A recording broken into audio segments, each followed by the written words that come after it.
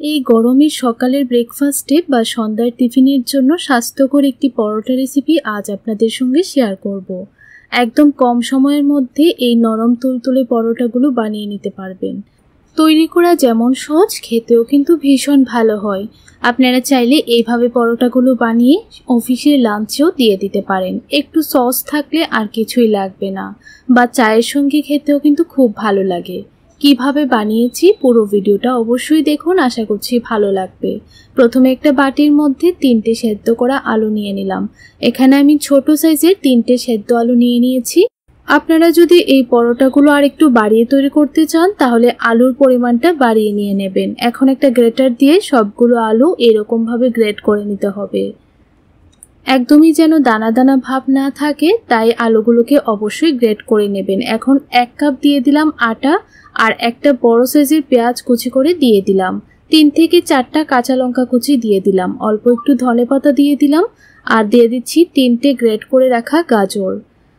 আপনাদের পছন্দ অনুযায়ী আপনারা যে কোনো সবজি এখানে গ্রেট করে অ্যাড করতে পারেন। এখন অল্প একটু আদা গ্রেট করে দিয়ে দিলাম, আর স্বাদ অনুযায়ী নুন দিয়ে দিলাম। এখন 2 চামচ দিয়ে দিচ্ছি সাদা তেল।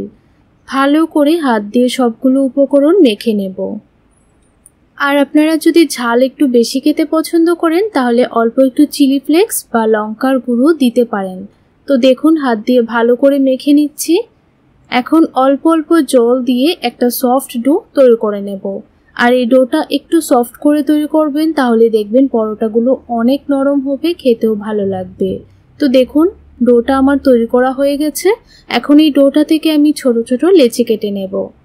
আমরা রুটি যেই রকম ভাবে তৈরি করি ঠিক সেই রকম ভাবে লেচিগুলো কেটে নিচ্ছি। একটা লেচি আমি কিচেন স্ল্যাবের উপর নিয়ে নিলাম, আর উপরে অল্প একটু তেল মেখে নিয়েছি। এখন মোটামুটি পাতলা করে বেলে নেব। এই প্রসেস মেনে যদি আপনারা পরোটাগুলো বানিয়ে নেন তাহলে দেখবেন এই পরোটাগুলো 4 থেকে 5 ঘন্টা পর্যন্ত সফট থাকবে।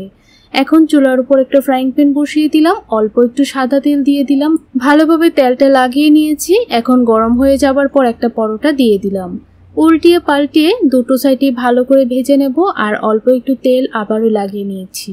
আপনারা চাইলে তেলের পরিবর্তে এখানে বাটার বা ঘিও ব্যবহার করতে পারেন।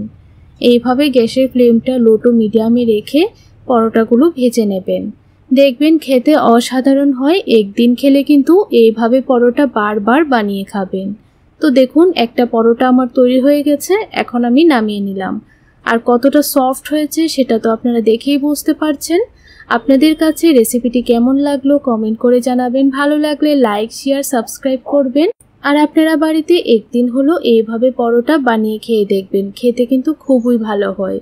তো বন্ধুরা, আজ এই পর্যন্তই। দেখা হচ্ছে নতুন আরেকটি রেসিপির সঙ্গে। ততক্ষণ আপনারা খুব ভালো থাকুন, সুস্থ থাকুন।